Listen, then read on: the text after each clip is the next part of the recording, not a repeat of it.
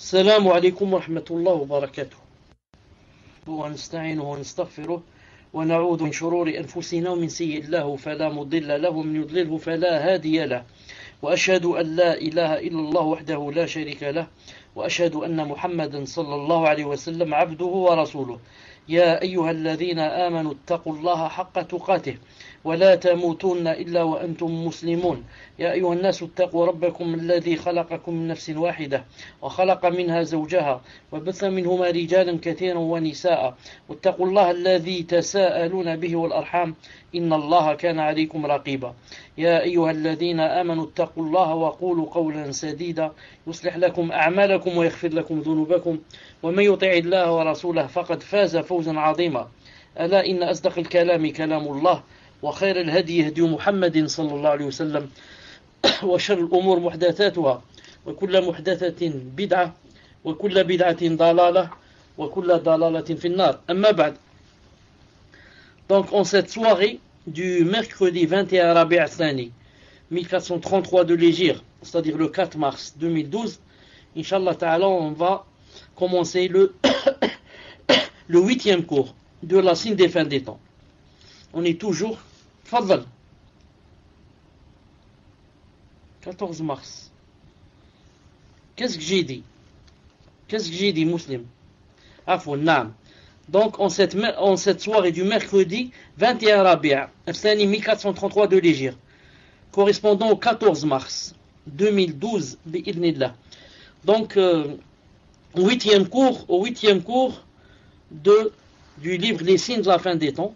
Nous sommes toujours, Inch'Allah Ta'ala, dans les petits signes. Maintenant, on va commencer, Inch'Allah Ta'ala, par le 10e signe. Le 10e signe qui est le combat des Turcs. Le combat des Turcs. Ou alors le combat contre les Turcs. Le combat contre les Turcs. L'imam Muslim rapporte, selon Abu Huraira radiyallahu ta'ala anhu, que le messager alayhi salam a dit: La taqumu as-sa'atu hatta yuqatila al-muslimuna at-turk qawman wujuhum kal-majani al-mutraqa yalbasuna ash-sha'r wa yamshuna fi ash-sha'r. Le prophète alayhi salam a dit: ne viendra pas, c'est-à-dire l'heure ne viendra pas jusqu'à ce que les musulmans combattent les Turcs. Un peuple dont les visages sont comparables à des boucliers martelés. Ils portent des vêtements faits de poils et marchent avec des chaussures faites de poils. Hadith rapporté par Muslim, tome 18, page 37. Al-Bukhari rapporte, d'après Abu Huraira radiyallahu ta'ala anhu, que le prophète alayhi salam a dit: La taqumu as-sa'atu hatta tuqatilu qawman ni'aluhum ash-sha'r wa hatta tuqatilu at-turk sighar al-a'yun حمر الوجوه ظلف الأنوف كأن وجوههم المجان المطرقة. C'est-à-dire, l'heure ne viendra pas jusqu'à ce que vous combattiez un peuple dont les chaussures sont faites de poils, et jusqu'à ce que vous combattiez les Turcs aux petits yeux, au visage rouge, au nez court et aplati. Leurs visages sont comparables à des boucliers martelés. Hadith rapporté par Bukhari, tome 6, page 604. Amr ibn Taghlib radiyallahu ta'ala anhu dit: j'ai entendu le prophète alayhi salam dire: min ashrat as-sa'ati an tuqatilu qawman 'irad al-wujuh ka'anna wujuhahum al-majan al-mutraqa. Il est des signes de l'heure que vous combattiez des gens au visage large, comme si leurs visages étaient des boucliers martelés. Voir le Musnad Ahmed, tome 5, page 70, et le Bukhari, tome 6, page 104. L'auteur dit: effectivement, les musulmans ont combattu les Turcs du temps des compagnons, radiyallahu ta'ala anhum, au début du califat des Omeyyades, à l'époque de Muawiyah, radiyallahu ta'ala anhu. Abu Ya'la rapporte, selon Muawiyah ibn Khudayj, radiyallahu ta'ala anhu, qu'il a dit: il a dit, je me trouvais, c'est Abu Ya'la qui dit, Muawiyah ibn Khudayj qui dit, il a dit, je me trouvais chez Muawiyah ibn Abi Sufyan, radiyallahu ta'ala anhu, lorsque son domestique lui apporta une lettre l'informant du combat contre les Turcs et de leur défaite. ainsi que du nombre important de morts chez eux et un grand butin. Cela mit en colère Muawiyah, qui ordonna qu'on écrive. Il lui a dit, réponds-lui, qu'est-ce qu'il a écrit? Il a écrit, j'ai certes compris, d'après ce que tu as dit, ce que tu as tué et amassé comme butin, mais que je n'apprenne pas que tu as recommencé cela et que tu as combattu avant que je ne t'en donne l'ordre. Alors il a dit, je demandais, pourquoi, ô prince des croyants, pourquoi Muawiyah, tu lui as répondu comme ça? Il a répondu, j'ai entendu le messager alayhi salam dire, les Turcs apparaîtront aux Arabes jusqu'à les rejoindre à Manabit al-Shih. Manabit al-Shih, c'est Al-Yamama, dans la péninsule arabique. Et Al-Qaysoum, petite bourgade à mi-chemin entre la Mecque et Koufa. Il a dit donc, les Turcs apparaîtront aux Arabes jusqu'à les rejoindre à Manabit al-Shih et Al-Qaysoum. C'est pourquoi je répugne à les combattre. Donc Muawiyah, d'après lui, qu'il détenait quelque chose du prophète sallallahu alayhi wa sallam, que les Turcs ne sont pas faciles à vaincre et que il fallait pas, il fallait plutôt essayer de s'éloigner d'eux. Abdullah ibn Abi Burayda rapporte de son père qu'il a dit, je me trouvais assis chez le prophète sallallahu alayhi wa sallam, que nous avons entendu dire, il a dit alayhi salam, inna ummati yasuquha qawmun irad al-awjuh sighar al-a'yun ka'anna wujuhahum al-hajaf ثلاث مرات حتى يلحقوهم بجزيرة العرب أما السابقة الأولى فينجو من هرب منهم وأما الثانية فيهلك بعض وينجو بعض وأما الثالثة فيصطلمون كلهم من بقي منهم. Le prophète a dit, ma communauté sera vaincue par des gens au visage large, aux yeux petits, au visage comparable à un bouclier, à 3 reprises, jusqu'à ce qu'il les repousse vers la péninsule arabique. Quant à la première défaite, ne sera sauvé que celui qui échappera d'eux. La deuxième fois, certains périront et d'autres en réchapperont. À la troisième fois, tous ceux qui resteront d'entre eux seront exterminés. Ils demandèrent au prophète d'Allah, qui sont-ils? Il dit, hum turk amma walladhi nafsi biyadihi la yarbitunna khuyulahum ila sawari masajid muslimin. Ce sont les Turcs. Par celui qui détient mon âme en sa main, ils attacheront certainement leurs chevaux aux piliers des mosquées des musulmans. Il continue, suite à cela, Burayda, un compagnon, radiyallahu ta'ala anhu, gardait toujours auprès de lui 2 chameaux, 3, ainsi que les affaires du voyage et la boisson pour fuir, vu ce qu'il avait entendu du prophète sallallahu alayhi wa sallam comme malheur provenant des chefs turcs.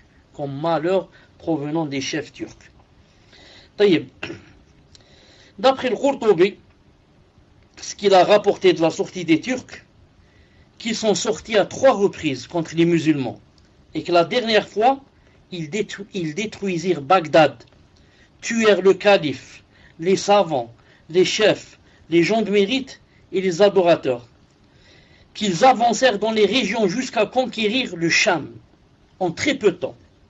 La peur pénétra les demeures d'Égypte jusqu'à ce que se dressa contre eux le roi victorieux surnommé Kars dans la bataille de Ain Jalut. Il remporta la victoire contre les Turcs, ce qui divisa leur union.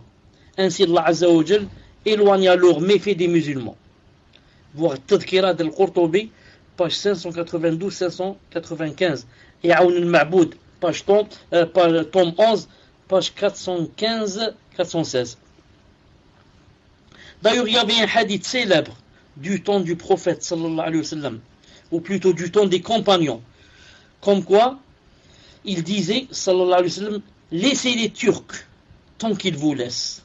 Laissez les Turcs tant qu'ils vous laissent. Je crois que c'est se basant sur ce hadith que Muawiyah radiyallahu ta'ala anhu ne voulait pas les combattre. Il savait que ils n'étaient pas faciles à vaincre. Laissez les Turcs tant qu'ils vous laissent. Ce hadith, Sheikh Al-Albani rahimahullah, l'a utilisé comme preuve, mais avec quelque chose d'en plus, qui dit quoi? Laissez les Abyssins tant qu'ils vous laissent, et laissez les Turcs tant qu'ils vous laissent. Naam.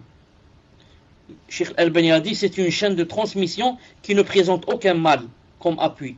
Tous les transmetteurs sont dignes de confiance, sauf Abu Sakina. L'imam Ibn Hajar al-Asqalani rahimahullah a dit, il y avait entre eux, les Turcs et les musulmans, une porte fermée qui commença à s'ouvrir petit à petit. Les captifs commençaient à devenir nombreux et étaient convoités par les rois, car ils étaient rudes et mauvais. La majorité de l'armée d'Al-Musta'sim faisait partie d'eux, des Turcs.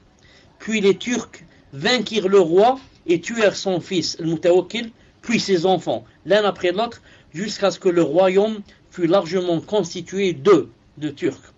Ensuite, il y eut les 3 Samanites, qui faisaient partie également des Turcs. Ils gouvernèrent les territoires non arabes. Puis, ces royaumes furent vaincus par la dynastie de Sabakatkin, puis la dynastie de Seljouk, dont le royaume s'étendit jusqu'en Irak, au Cham et à Rome. Le reste de leurs partisans étaient ceux qui se trouvaient au Cham. La dynastie de Genghis, c'est-à-dire Genghis Khan, et leurs fidèles, qui sont la dynastie d'Ayoub. Parmi ceux-ci, il y avait encore une fois beaucoup de Turcs qui gagnèrent le pouvoir dans les territoires d'Égypte, du Cham et du Hijaz. Les Seljouks furent attaqués en l'an 500 par les Rouzes, qui dévastèrent les contrées et exterminèrent les gens. C'est après que la grande catastrophe fit son apparition, avec la venue des Tatars. Genghis Khan apparut après le VIe siècle. Le monde fut dévasté, et en particulier tout l'Orient. Aucune région ne fut épargnée par leurs méfaits. La destruction de Bagdad et l'assassinat du calife Al-Musta'sim, qui était leur dernier calife, furent causés par eux-mêmes, en l'an 656 de l'Hégire. Ils ne cessèrent de détruire jusqu'à ce que vint le dernier d'entre eux, Al-Link, qui signifie le boiteux, dont le nom est Tamour. Il arriva aux terres du Cham, où il vécut et brûla Damas jusqu'à ce qu'elle soit complètement ravagée. Il arriva ensuite à Rome et en Inde, et ce qui s'y trouve entre eux, son règne dura jusqu'à ce que Allah Azza wa Jalla le saisit. Ses enfants se séparèrent alors dans les territoires. Ainsi les Tatars, qui ont fait leur apparition durant le 7e siècle de l'Hégire, font partie des Turcs. En effet, la description faite au sujet des Turcs par le prophète alayhi salam s'applique aux Tatars, les Mongols, dont l'apparition fut au temps de l'imam Nawawi rahimahullah. D'ailleurs, l'imam Nawawi rahimahullah a dit à leur sujet, des Tatars, c'est-à-dire les Mongols, il a dit, le combat contre ces Turcs concorde avec toutes les descriptions faites par le prophète alayhi salam. Petits yeux, visage rouge, nez court et aplati, visage large, comme si leur visage était des boucliers martelés, portant des chaussures faites de poils. Toutes ces descriptions, dit l'imam Nawawi, se retrouvent en eux à notre époque. Et les musulmans les ont combattus plusieurs fois et les combattent encore maintenant, c'est-à-dire au temps de l'imam Nawawi rahimahullah. Voir Sharh al-Nawawi de Sahih Muslim, tome 18, page 37-38. L'auteur dit, de nombreux Turcs se sont convertis à l'islam et ont apporté beaucoup de bien à l'islam et aux musulmans. Ils ont établi un empire islamique fort qui consolida l'islam. De nombreuses conquêtes importantes ont été accomplies à leur époque, dont la conquête de Constantinople, capitale des Romains, prémisse de sa grande conquête à la fin des temps, avant l'apparition du faux Messie, comme nous le verrons. Car, comme vous voyez ici, il y aura encore à la fin des temps, la conquête des Turcs, à la fin des temps. Exactement et plus précisément, la conquête d'Istanbul, c'est-à-dire la conquête de Constantinople. Et Constantinople n'est autre que Istanbul de nos jours. Ce sera vers la fin des temps. De même, l'islam pénétra en Europe et dans de nombreux pays à l'est et à l'ouest, grâce à eux aussi. Cela coïncide avec la parole du prophète sallallahu alayhi wa sallam, telle qu'elle est relatée dans le hadith de Abu Huraira, mentionnant le combat avec les Turcs. Il a dit وَتَجِدُونَ مِنْ خَيْرِ النَّاسِ أَشَدَّهُمْ كَرَاهِيَةً لِهَذَا الْأَمْرِ حَتَّى يَقَعَ فِيهِ وَالنَّاسُ مَعَادٍ خِيَارٌ فِي الجاهلية خِيَارٌ فِي الإسلام. Hadith rapporté par Bukhari, voir tome 6, page 604. C'est-à-dire, et vous trouverez que parmi les meilleurs gens, il y a celui qui est le plus répulsif envers cette affaire, cette religion, cet islam, jusqu'à ce qu'il y tombe. Toutefois, les gens ont des natures originelles. Les meilleurs d'entre eux, durant la période d'ignorance, c'est-à-dire anti-islamique, sont les meilleurs en islam. Dans un autre hadith, il a dit إِذَا فَقُهُ, s'ils deviennent des hommes de science, s'ils apprennent bien leur religion. Donc ce hadith, qui est aussi un signe de la prophétie, dit quoi? Dit que vous allez trouver parmi les meilleurs gens,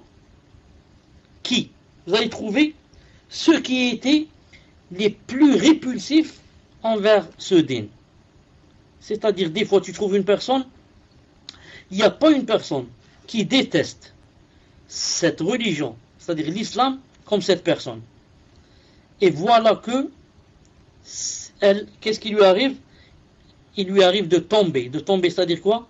De tomber, c'est-à-dire d'embrasser l'islam. Alors qu'elle était la plus répulsive. Il n'y avait pas une personne qui détestait l'islam plus que cette personne-là.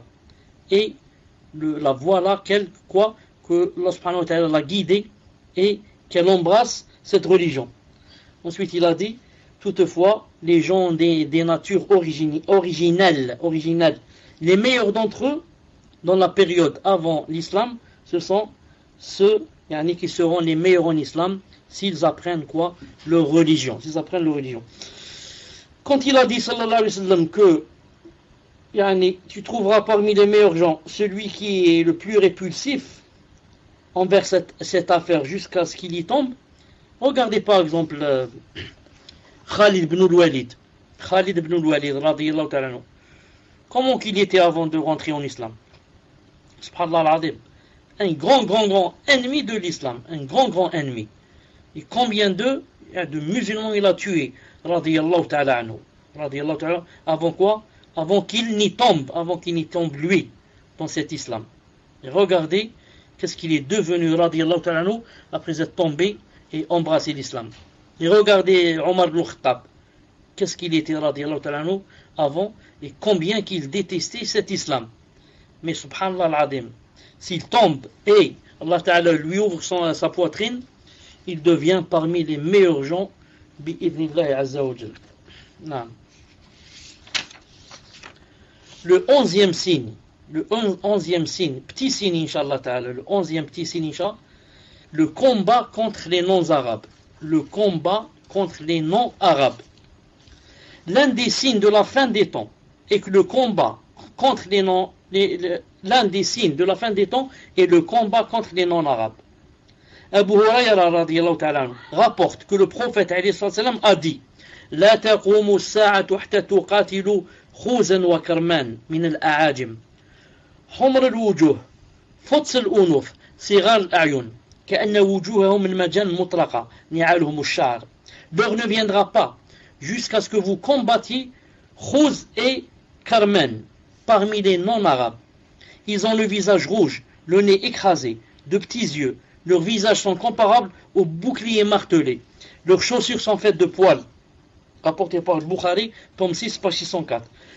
Nous avons vu, concernant le combat contre les Turcs, la description faite dans les hadiths mentionnant cela. Dans le hadith ci-dessus, il est question d'un combat contre Khouz et Karman, qui ne font pas partie des territoires turcs, mais plutôt des non-arabes. Cependant, leur description est la même que celle des Turcs. Ibn Hajj rahimahullah a dit, il est possible de répondre en disant que ce hadith n'est pas le même que celui du combat contre les Turcs, mais on comprend que ces deux-là ou plutôt on comprend de ces deux-là, de ces deux hadiths, l'avertissement contre la venue de ces deux peuples. ثم يقتلون مقاتلتكم ويأكلون فيئكم. On comprend de ces deux hadiths l'avertissement contre la venue de ces deux peuples. L'avertissement contre la venue de ces deux peuples. Et j'ai cité le hadith, puis s'en faut qu'Allah Azza wa Jal n'emplisse vos mains des noms arabes, puis qu'ils deviennent des lions qui ne fuient guère, mais tuent vos combattants et mangent votre butin. Ainsi, le combat contre les noms arabes figure parmi les signes de la fin des temps. Figure parmi les signes de la fin des temps. Parmi les signes de la fin des temps aussi, et ce qui est très important, il y a quoi? Il y a la disparition de la responsabilité, c'est-à-dire de la amana. La disparition de la responsabilité figure parmi les signes de la fin des temps. Abu Huraira radiyallahu ta'ala anhu a dit, le messager alayhi salam a dit, إِذَا ضُيِّعَتِ الْأَمَانَةُ فَانْتَظِرْ السَّاعَةَ. Quand la responsabilité disparaîtra, attends-leur. Il demanda, en quoi consiste sa disparition au messager d'Allah? Et lui de répondre, إِذَا أُسْنِدَ الْأَمْرُ إِلَى غَيْرِ أَهْلِهِ فَانْتَظِرْ السَّاعَةَ. Quand l'autorité sera octroyée à celui qui n'en est pas digne, attends alors l'heure. Attends-leur. Hadith sahih. Le prophète alayhi salam a également expliqué comment la responsabilité disparaîtra des cœurs et qu'il n'en restera que sa trace. Ici, quand on a dit la disparition de la responsabilité, en arabe c'est l'amana. Et l'amana, c'est le contraire de la trahison. Mais ce terme peut être traduit par la responsabilité, ou bien la loyauté, ou bien le dépôt. Non, cela dépend des textes et du contexte. Et elle a été aussi mentionnée dans le Coran, où Allah Ta'ala dit, nous avions proposé aux cieux, à la terre et aux montagnes la responsabilité, l'amana. Inna aradna al-amanata ala as-samawati wal-ardi wal-jibal fa abayna yahmilnaha. Ils ont refusé de la porter et ont eu peur, alors que l'homme s'en est chargé, car il est très injuste et très ignorant. Hudayfa radiyallahu ta'ala nous rapporte que le messager alayhi salam nous conta deux récits. Il a dit, il nous conta deux récits dont j'ai vu le premier se réaliser et j'attends le second. Il nous raconta que la responsabilité fut déposée dans la souche des cœurs des hommes, puis ils apprirent le Coran, puis qu'ils apprirent la Sunna, et il nous parla de sa disparition, c'est-à-dire de la responsabilité, en disant, l'homme dormira, comme ça a dit le messager alayhi salam, il a dit l'homme dormira, l'homme c'est-à-dire l'homme et la femme, l'homme dormira et la responsabilité sera ôtée de son cœur. Sa trace restera comme celle d'une tache sans couleur. Puis il dormira une autre fois et cela lui sera ôté et sa trace restera comme celle d'un bouton, comme une braise que tu roules sur ton pied. Puis apparaît une cloque que tu vois se gonfler à cause de la braise, mais dans laquelle il n'y a rien. Ensuite les gens commenceront entre eux et pratiqueront. Personne d'entre eux n'assumera sa responsabilité. On dira, parmi les fils d'un tel, il y a un homme digne de confiance. Et on dira d'un homme, comme il est censé, comme il est distingué, comme il est fort. Mais il n'y aura dans son cœur même pas le poids d'un atome de moutarde de foi. Il a dit, fut un temps où je ne prêtais guère attention à celui avec qui je m'engageais. Si c'était un musulman, c'est l'islam qui l'en empêchait. C'est l'islam qui va l'empêcher de me trahir. Et si c'était un chrétien, c'est son chef qui l'en empêchait. Quant à aujourd'hui, il dit, je ne m'engage plus qu'avec un tel et un tel, pas avec n'importe qui. Tellement il n'y a plus d'amana, tellement c'est la trahison. Tellement il n'y a plus de promesses, il n'y a rien. Non. Ce hadith montre que la responsabilité disparaîtra des cœurs en sorte qu'un homme trichera alors qu'il était digne de confiance. Cela se produira pour celui dont la crainte vis-à-vis d'Allah Azza wa Jal partira, dont la foi faiblira et qui fréquentera les partisans de la traîtrise jusqu'à ce qu'il devienne lui-même indigne de confiance, car le compagnon suit l'exemple de son ami. L'une des manifestations de la disparition de la responsabilité est le fait d'octroyer les affaires des gens comme le commandement, le gouvernement, le jugement et les différents postes à celui qui n'en est pas digne et qui est incapable de les mettre en application et de le préserver. Car cela comprend le non-respect des droits des gens, la négligence de leurs intérêts, et cela engendre la jalousie dans leur cœur et attise les troubles en eux. Si celui qui dirige les gens n'assume pas sa responsabilité, à savoir que les gens suivent celui qui les dirige, donc ceux-ci agiront comme lui vis-à-vis de leurs responsabilités. La rectitude de la situation du dirigeant signifie la rectitude de la situation de ses sujets, alors que sa corruption engendrera la leur. Subhanallah al-Azim. C'est toujours comme ça. C'est toujours comme ça. Regardez qui est le gouverneur et vous allez voir qui sont les autres personnes qu'il a mises lui. Non, vous allez voir ces sujets. Si vous allez trouver le grand chef, vous allez le trouver. C'est quelqu'un qui applique, quelqu'un qui a peur d'Allah.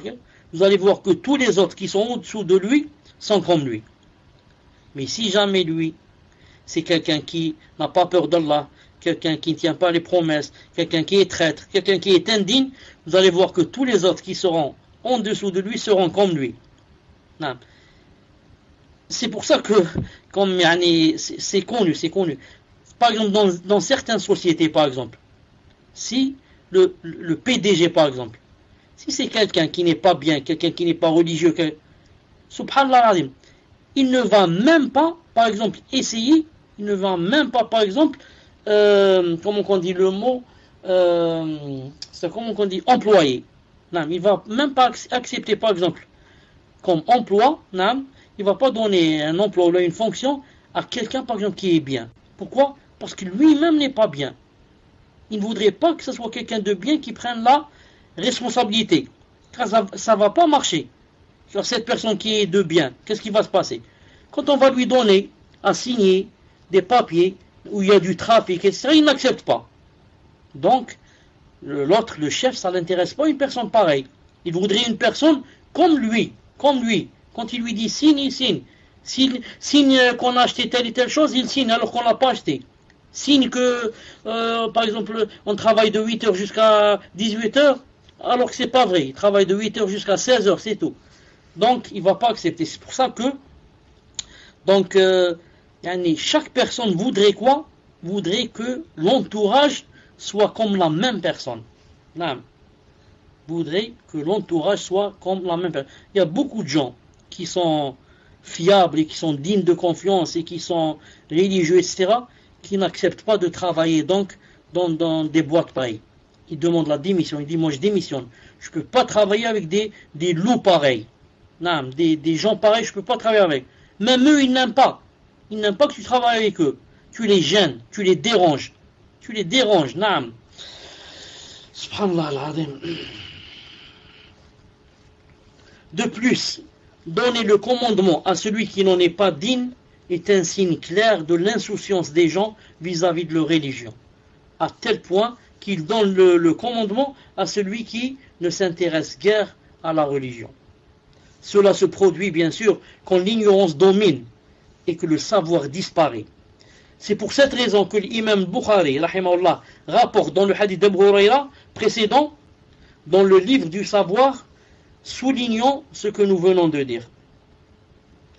Imam Ibn Hajj rahimahullah dit la concordance de ce texte au livre du savoir est qu'octroyer le commandement à celui qui n'en est pas digne se produit quand l'ignorance domine et que le savoir disparaît, et cela fait partie des signes. Le prophète alayhi salam a informé qu'il y aura une époque insidieuse durant laquelle les notions vont s'inverser et où on va démentir celui qui est véridique et on va croire le menteur et on va considérer comme traître le digne de confiance et on va accorder la confiance au traître, comme nous en parlerons plus tard, à savoir que l'un des signes de la fin des temps sera d'octroyer une place d'horreur, une place d'honneur au racaille.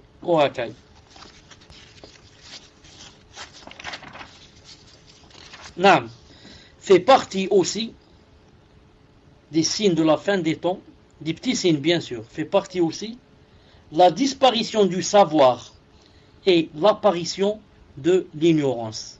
La disparition du savoir et l'apparition de l'ignorance. On va voir si ça s'est affiché. Est-ce qu'il y a quelque chose, Muslim?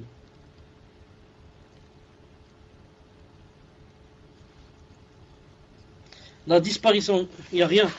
La disparition du savoir, naam, alhamdoulilah, et l'apparition de l'ignorance. Parmi les signes de la fin des temps, il y a la disparition du savoir et la propagation de l'ignorance. En effet, Anas ibn Malik radiyallahu ta'ala anhu rapporte que le prophète sallallahu alayhi wa sallam a dit min ashrat as-sa'a an yurfa al-ilm wa yathbut al-jahl. Parmi les signes de l'heure est que le savoir disparaisse et que l'ignorance s'installe. Rapporté par Al-Bukhari, tome 1, page 178. Al-Bukhari radiyallahu ta'ala anhu aussi rapporte d'après Shaqiq radiyallahu ta'ala anhu qu'il a dit: je me trouvais avec Abdullah et Abu Moussa qui dirent, le prophète alayhi salam a dit: inna bayna yaday sa'a la ayyaman yunzalu fiha al-jahl wa yurfa'u al-ilm. Il y aura avant la venue de l'heure des jours durant lesquels l'ignorance sera descendue et le savoir disparaîtra. Rapporté aussi par Al-Bukhari, tome 13, page 13. Selon une version de Muslim, d'après Abu Huraira, le messager a dit: يتقارب الزمان ويقبض العلم وتظهر الفتن ويلقى الشح ويكثر الهرج. Le temps se rapprochera, le savoir disparaîtra, les troubles apparaîtront, l'avarice viendra et le meurtre se multipliera. Rapporté par Muslim, tome 16, page 222-223. Ibn Battal rahimahullah a dit: tout ce que comprend ce hadith comme signe, nous l'avons vu se produire de nos propres yeux. Certes, la science a diminué, l'ignorance est apparue, l'avarice a pénétré les cœurs, les troubles se sont généralisés et le meurtre s'est multiplié. Voir Fath al-Bari, tome 13, page 16. L'érudit savant Ibn Hajj al-Asqalani poursuit en disant: il apparaît que ce dont il a été témoin fut majoritaire, bien que l'opposé existait. Le sens du hadith qu'on vient de voir est que cela soit dominant en sorte que l'opposé ne soit que très rare, d'où l'indication exprimée par la disparition de la science, après quoi il ne restera plus que l'ignorance absolue. Mais cela n'empêche guère l'existence d'un groupe de savants, car ceux-ci seront dès lors couverts par tous les autres. Naam, quand il a dit que le savoir va disparaître et l'ignorance va s'installer, ça ne veut pas dire qu'il ne restera aucun savant dans ce hadith. Il y a l'autre hadith à la fin du monde qui ne restera ni Coran, ni Sunna, ni rien.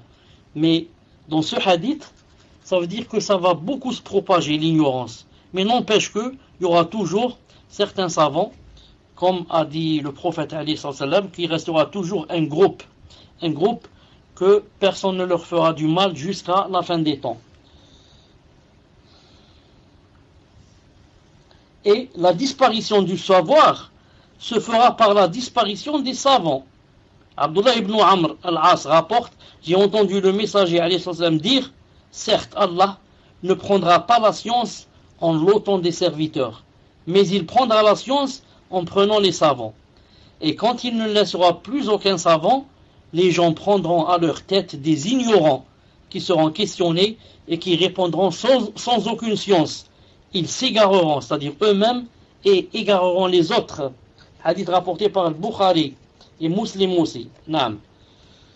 L'imam Nawawi rahimahullah dit, ce hadith désigne ici la connaissance du Coran et de la Sunna. C'est ça la science.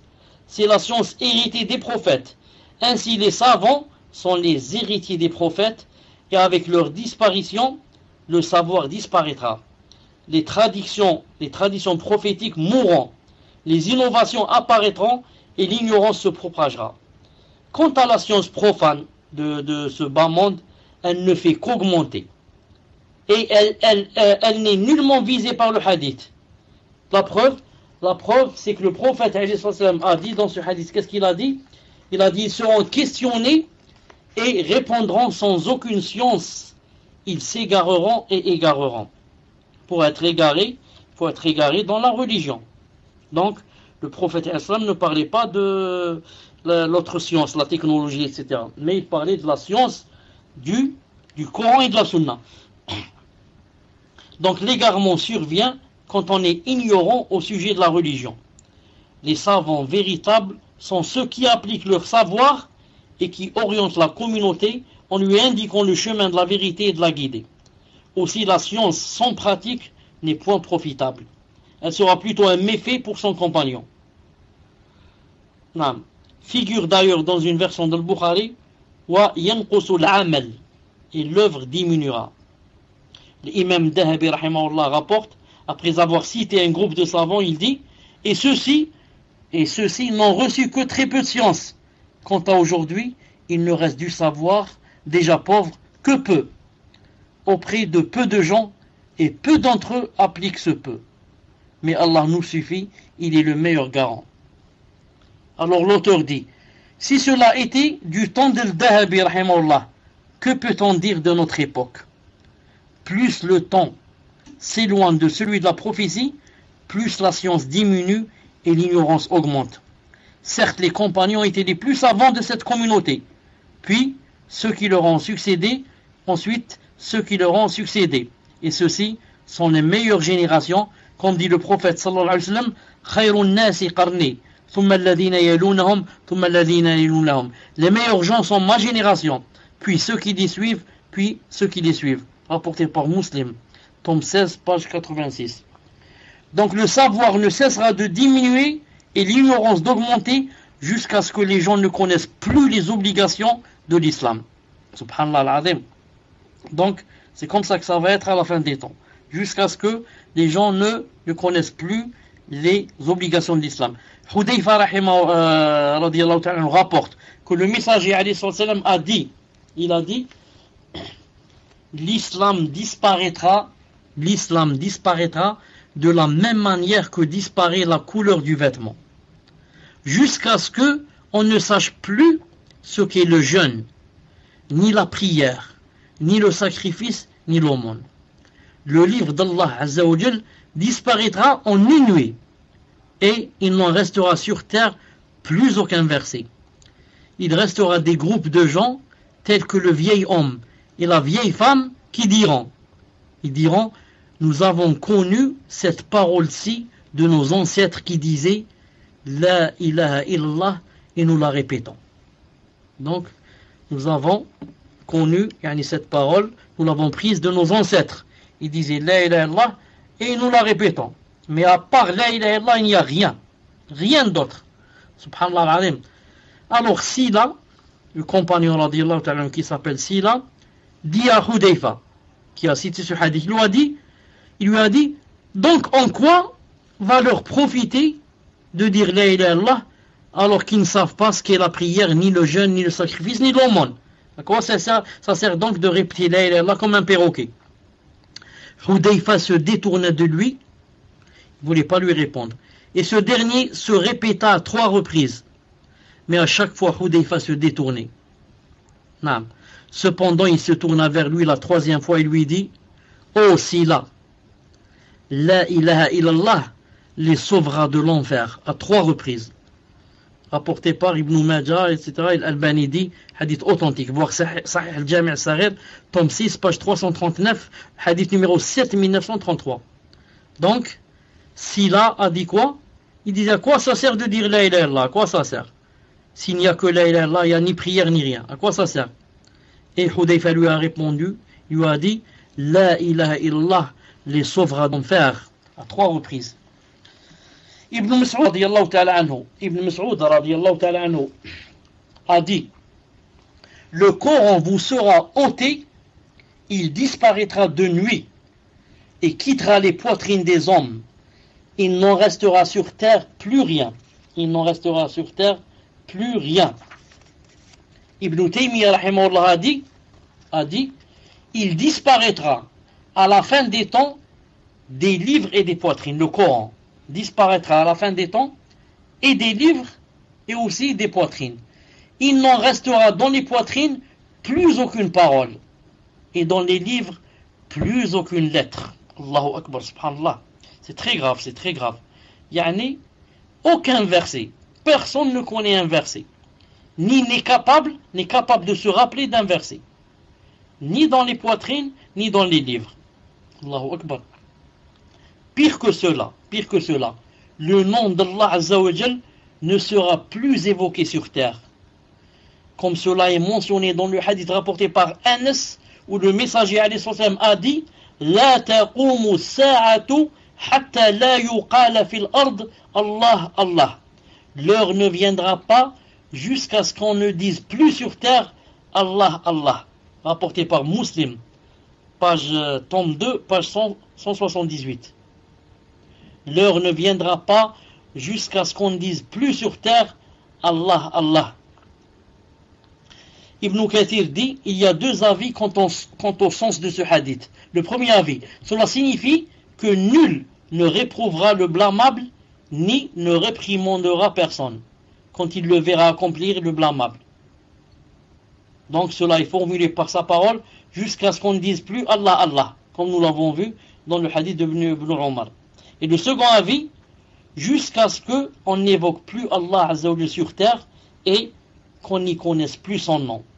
Cela se produira quand l'époque sera corrompue, que l'humanité connaîtra la perdition et que l'incroyance, la turpitude et la transgression abonderont. Naam. Et c'est l'avis le plus juste, Inch'Allah Ta'ala. C'est celui-là, l'avis le plus juste. Le deuxième. Et bien sûr, c'est, comme on dit, munasib, c'est-à-dire c'est convenable. C'est convenable. Comment c'est convenable? C'est-à-dire que c'est la fin des temps. C'est bientôt, ce sera bientôt quoi? Bientôt la fin du monde. Donc ce monde va lui-même être décimé. Il va être exterminé.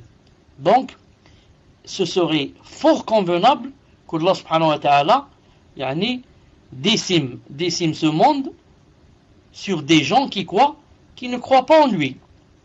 Ce ne serait pas de la sagesse que Allah ta'ala va finir ce monde sur des gens, masha'Allah, en train de prier, en train de tourner autour de la Kaaba, mais plutôt tous ceux-là qui ont un gramme ou moins de foi dans leur cœur, tous ceux-là vont mourir. Allah Ta'ala va envoyer un vent, et ce vent, dès qu'il rentrera sous les aisselles des croyants, toute personne qui a de la foi dans son cœur va tomber et mourir. Et ne resteront que qui? Ne resteront que les plus pervers, les plus kafirs. Il ne restera aucune personne qui a un atome de foi. Donc ne resteront que des gens qui ne connaissent ni Allah, ni ne savent ce qu'est Allah, ni n'ont jamais entendu qu'est-ce que ça veut dire la ilaha illallah. Et c'est sur cela, shirar al-khalq, les plus mauvaises créatures, qu'Allah subhanahu wa ta'ala terminera ce monde adéquat. Ce sera plus adéquat que ça. C'est sur ceux-là, les plus mauvais, qu'Allah subhanahu wa ta'ala donc يعني fera la fin du monde. سبحانك اللهم وبحمدك أشهد أن لا إله إلا أنت أستغفرك وأتوب إليك. Puisse Allah subhanahu wa ta'ala nous préserver et nous faire mourir croyants et yani, appliquant bi'idhnillahi ta'ala. On va passer aux questions inshallah ta'ala dans un quart d'heure. Dans un quart d'heure inshallah ta'ala. Préparez vos questions, on commence par celles qui ont rapport avec le cours, et ensuite les autres inshallah ta'ala. Assalamu alaikum wa rahmatullahi wa barakatuh. Assalamu alaikum wa rahmatullahi wa barakatuh. Est-ce que je commence les questions, cher, ou vous prenez le micro? Première question. Assalamu alaikum wa rahmatullahi wa barakatuh. Est-ce que le lever du soleil à l'ouest peut arriver avant l'apparition de quelques signes mineurs? Barakallahu fikum. Tfadal, cher.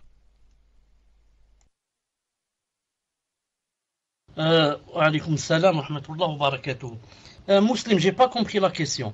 Est-ce que, bon, je l'ai entendu, mais je l'ai pas comprise. Est-ce que le lever du soleil à l'ouest peut arriver avant l'apparition de quelques signes mineurs? J'ai pas très bien compris la question, mais je réponds. Tfadal. Elle veut dire, cher, avant que tous les signes mineurs soient apparus. Est-ce que le lever du soleil à l'ouest peut arriver avant que tous les signes mineurs soient apparus? Tfadal, cher. Là, je voudrais dire deux choses, Inch'Allah. La première, c'est que l'avis le plus juste, Wallahu a'lam, je dis Wallahu a'lam, c'est que le lever du soleil à l'ouest, c'est le premier des grands signes qui va apparaître. Wallahu a'lam, c'est lui le premier, car il y a pas quelque chose de sûr en ce qui concerne, comment on dit ça, tartib, c'est la disposition. En ce qui concerne la disposition des 10 grands signes, c'est qui le premier, deuxième, troisième, cinquième? Il n'y a pas quelque chose de très clair. Mais ce qui est sûr, c'est que l'avis le plus juste, c'est que le premier, Inch'Allah Ta'ala, c'est le lever du soleil à l'ouest. Du côté de l'ouest, Inch'Allah Ta'ala. La chronologie, voilà. Mais, ça ne veut pas dire que pour qu'apparaisse le premier grand signe, il faudrait que tous les petits signes apparaissent. Non. On l'a dit déjà une ou deux fois. J'ai dit que même après l'apparition des grands signes, entre les grands signes, entre un grand signe et un deuxième, il y a quelques petits signes qui vont apparaître. Et comme ça, les petits signes resteront jusqu'à qu'apparaisse le dernier grand signe. Naam, tfadal. Question suivante. Salam alaikum. Est-il vrai qu'à la fin des temps, il y aura une armée à Khurasan d'après un hadith et que tous les musulmans doivent s'y rendre pour le djihad, pour le khilafa? Tfadal, cher. Je ne connais pas ce hadith. Non, je n'en suis pas sûr. C'est pour ça que je n'aimerais pas me prononcer. Mais ce que je connais par exemple, c'est le hadith de Nosmo. Le Messie Dajjal qui viendra avec des milliers de soldats. 72 groupes et chaque groupe 12 000 et comme ça. Celui-là, je le connais. Mais comme elle a dit pour le califat, je ne connais pas ce hadith. Je connais le hadith de combattre les juifs jusqu'à ce qu'ils se cachent derrière les arbres, etc. Je le connais. Je sais aussi qu'il y a un hadith qui dit que le califat va revenir. Le califat va revenir. C'est un des signes qu'a prédit le prophète. Mais l'armée dont elle vient de parler, maintenant je ne vois pas exactement, je ne trouve pas ça exactement dans mes connaissances. Fadal. Question suivante. Salam alaikum wa rahmatullahi wa barakatuh, cher. Le hadith cite que la fin du monde sera sur les personnes les plus mauvaises et qu'il y aura plus personne qui dira Allah. J'aimerais savoir s'il restera des personnes des autres religions ou ces gens seront tous des athées, c'est-à-dire sans religion, et oublieront complètement l'existence d'Allah. Barakallahu fikum wa jazakumullahu khayran. Tfadal, cher. لو سمحت مسلم, si c'est possible d'écrire car pour que je comprenne bien quelle est la différence entre ce qu'elle veut dire. Naam, c'est compris, Inch'Allah Ta'ala. Quand le hadith a dit que on ne dira plus Allah subhanahu wa ta'ala, Allah, ça veut dire dans toutes les religions, même les religions qui ne comptent plus, qui ont été abrogées, les religions caduques. Naam. C'est-à-dire il y aura que les athées. Il n'y aura eu aucune personne qui va avoir relation avec une religion. Aucune religion, rien. Tfadlal. Question suivante. Assalamu alaikum wa rahmatullahi wa barakatuh. Hayyakum Allah. Quand le cheikh parlait des Turcs, parlait-il des Mongols ou cela est complètement différent? Jazakum Allah khayran. Tfaddal cheikh. Ce que j'ai compris de lui en le lisant, c'est que les Mongols, c'est-à-dire les Tatars, faisaient aussi partie des Turcs. C'est ce que j'ai compris de ce qu'a dit l'auteur. C'est que les Mongols, les Tatars, qui sont venus au temps de Ibn Taymiyyah et un peu auparavant, au 7e siècle, que eux aussi, yani, c'était disons, une descendance, quelque chose comme ça, des Turcs. Que yani, c'était de la même famille, disons. C'est ce que j'ai compris de l'auteur. Wallahu ta'ala alam. Tfadlal. Question suivante. Salam alaikum wa rahmatullahi wa barakatuh. Est-il permis de mettre un djilbab pour une mariée de couleur prune qui brille à la lumière? Barakallahu fikum. Tfaddal cheikh. Si c'est seulement avec des femmes, s'il n'y a aucun homme qui va voir ce djilbab, apparemment, il serait attirant. Naam, et il brille, etc. Maintenant, si c'est juste avec les femmes, Inch'Allah Ta'ala, ça n'a pas, Inch'Allah Ta'ala, beaucoup d'importance. Parce que c'est djilbab et c'est avec les femmes, il n'y a pas de fitna. Mais s'il y a des hommes qui vont voir ce djilbab, ça peut être une fitna pour eux. Wallahu Ta'ala alam, tfaddal. Question suivante. Salam alaikum wa rahmatullahi wa barakatuh, cheikh. Hayyakumullah wa hafizakumullah. Est-il permis de dire que le prophète, sallallahu alayhi wa sallam, est mieux que les anges, en se basant sur le fait qu'il est la meilleure créature d'Allah Ta'ala? Barakallahu fikum wa jazakumullah khayran. Tfaddal cheikh.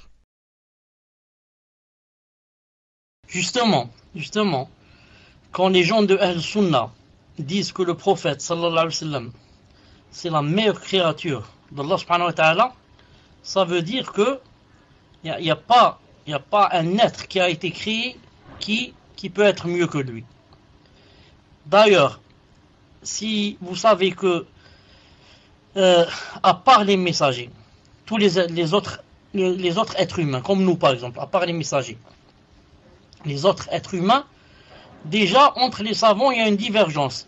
Est-ce que les anges sont meilleurs que les êtres humains, à part les messagers? Car on a dit que les messagers c'est les meilleurs.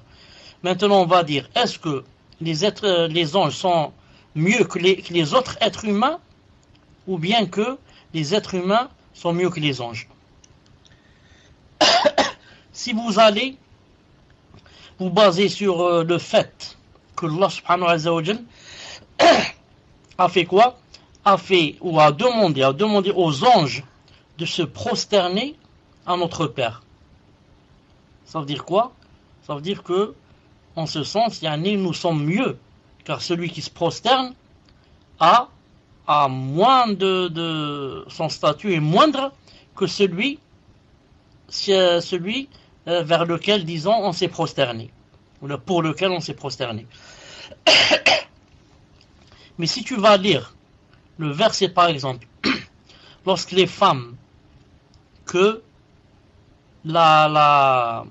l'épouse du ministre chez lequel travaillait Youssouf, et qui d'après certains ou d'après beaucoup s'appelait Zuleika, celle qui a voulu inciter Youssouf alayhi salam à la fitna et qui l'a refusé.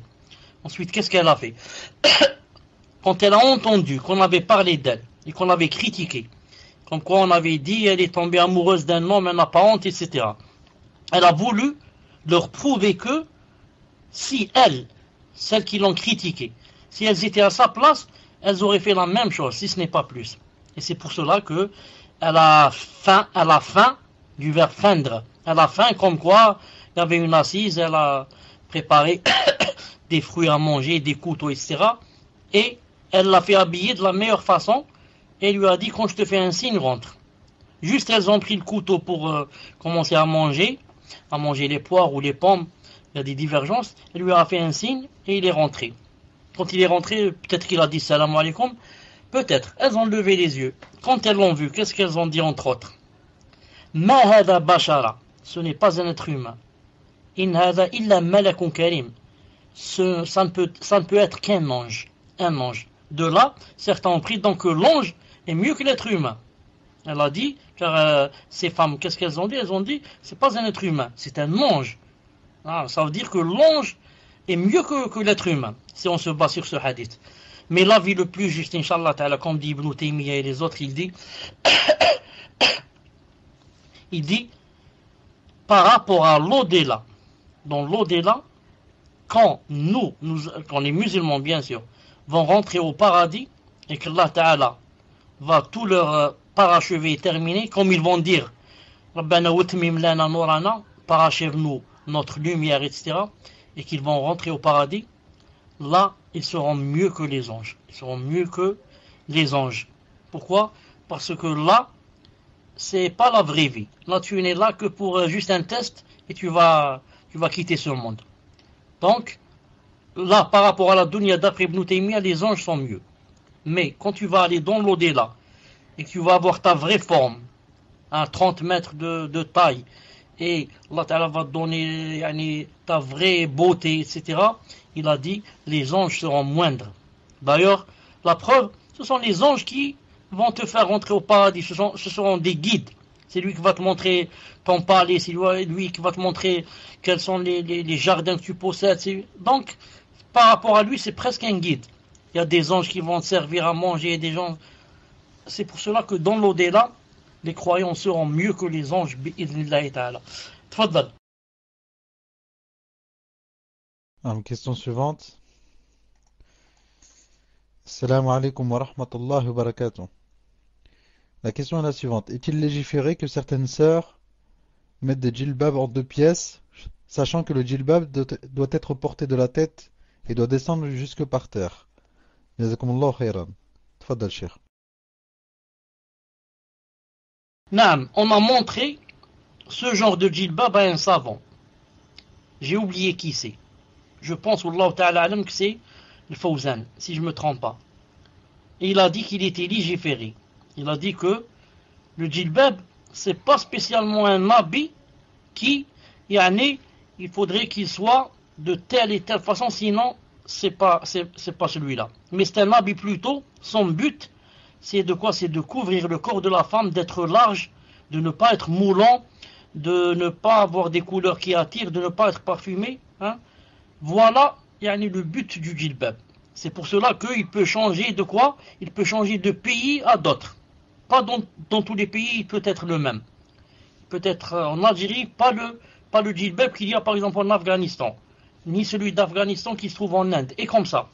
Donc le djilbab, si dans le sens étymologique, en arabe, djilbab, ça veut dire quelque chose qui se met sur la tête et qui descend, là, mais ce n'est pas obligé que, il faudrait qu'il soit seulement comme ça.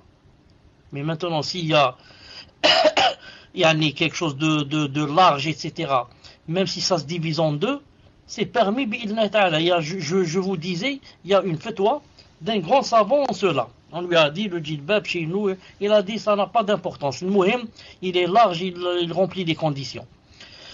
Wallahu ta'ala alam, tfaddal. Alors, question suivante, cher.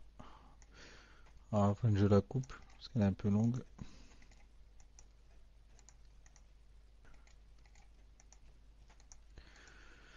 Salam alaikum à tous. Cher qu'Allah vous place parmi les prophètes au plus haut des degrés du paradis. Depuis de nombreuses années, je récite des sourates pendant ma salat et subhanallah, je commence à apprendre l'arabe et je me rends compte qu'au lieu de dire la lettre Dad, je disais la lettre Zad. Comme dans la sourate al-Fatiha, à la ayah غير المغضوب ولا الضالين. Je disais maghzoubi et dhalin. Est-ce que c'est une grave erreur, cher? Il va me falloir du temps pour me corriger car beaucoup de sourates dans lesquelles je dois me corriger. J'ai appris les sourates en les écoutant et je n'entends pas la différence entre les deux lettres. Alors, est-ce que je dois me corriger ou est-ce que je peux continuer ainsi? Barakallahu fikum. Tfadal, cher. En ce qui concerne ce que dit cette personne, elle n'a pas dit si c'est une sœur ou un frère. Une seconde. Sœur. طيب. En ce qui concerne ce qu'a dit cette sœur, c'est-à-dire la différence entre dalin, dad et dhalin. Je veux lui dire que, pourquoi on dit dha et dad? Je veux dire que les Arabes, seuls les Arabes, dans le monde entier, peuvent faire cette distinction dans la prononciation. Toute personne qui n'est pas arabe, qui ne parle pas l'arabe, n'a pas sur sa langue, n'a pas dans son gosier, dans les fibres vocales, n'a pas cette lettre. C'est pour ça qu'on dit de l'arabe lisan dad. On dit lisan dad. Ça veut dire que, sauf les arabes, peuvent dire le da. Maintenant, je vais dire à la sœur, s'il y a par exemple, combien il y a de musulmans dans le monde? Disons, juste un exemple là, il y a 1 milliard, supposons qu'il y ait seulement 1 milliard. 1 milliard de musulmans. Dans 1 milliard de musulmans, il y a 900 millions à peu près qui ne peuvent pas et ne savent pas faire la différence entre les deux. Naam. Subhanallah al-Azim. Et ce n'est pas une chose facile pour quelqu'un qui vit dans un pays musulman. Qu'en est-il pour quelqu'un qui vit dans un pays de Kofar ou là, il va te faire comme ça facilement la différence entre da et dad et dire dallin au lieu de dire dallin. Vous savez, quand on dit Fatiha, à la fin on dit ghayril maghdubi alayhim wala dallin. Si on dit dallin, si on dit dallin, ça veut dire quoi? Ça veut dire on a demandé à Allah subhanahu wa ta'ala غير المغضوب عليهم ولا الضالين, on a demandé à Allah subhanahu wa ta'ala de ne pas nous mettre sous les ombres, de ne pas nous mettre sous les personnes que Allah ta'ala a mises sous l'ombre, alors que Allah ta'ala nous demande de demander qu'il ne nous mette pas avec les égarés. Dalin, c'est pas dhalin, c'est dalin. Alors ce n'est pas une chose facile pour faire la distinction. Mais je dis à la personne, c'est exactement comme elle a dit. Maintenant, on va essayer d'entendre beaucoup de cassettes, etc. Elle ne va pas trouver que même des savants font la différence. Tellement c'est difficile. Une seconde, Inch'Allah Ta'ala, je reviens, une seconde. Alhamdulillah. Donc je disais que une chose facile, c'est une chose, peut-être on peut dire que seuls vraiment les grands récitateurs peuvent vraiment faire la distinction. Sinon, il faut vraiment, Inch'Allah Ta'ala, il faut pas, comment dirais-je, il faut pas trop donner d'importance à une chose qui risque de te faire entrer dans les waswas. Ensuite, tu vas dire, donc, toutes mes salats étaient fausses. Donc, si je peux pas dire ça, ma salat est fausse. Ensuite, à chaque fois que tu vas lire al-Fatiha dans la salat, tu vas dire, je suis sûr que j'ai dit vad au lieu de da. Donc, je refais ma salat et comme ça. Non. Tu lis, naturellement, comme tu peux. En essayant de dire dad au lieu de za. Si tu ne peux pas, la yukallifullahu nafsan. Une question suivante. Salam alaikum, cher. Faire garder pour apprendre ou peu de temps pour la science. Tfadal, cher. Ce qui est interdit en islam, c'est quoi? C'est de prendre un moyen de contraception à vie. Et surtout, si on le prend, entre parenthèses, sans le consentement du mari et sans l'avis du médecin. C'est-à-dire, on va prendre des choses qui vont nous faire plus de mal que de bien alors qu'on ne sait pas.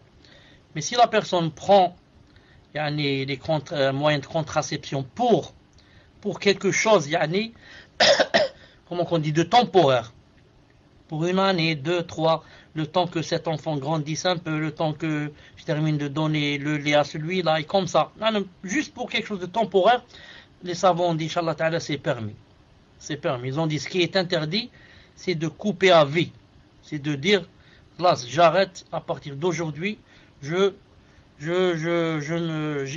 de ne plus donner d'enfants. Non, c'est ce qui est interdit, bi'idnillahi ta'ala. Sauf pour raison, bien sûr, de santé, etc. Tfadlal. Question suivante. Assalamu alaikum wa rahmatullahi wa barakatuh, Cheikh.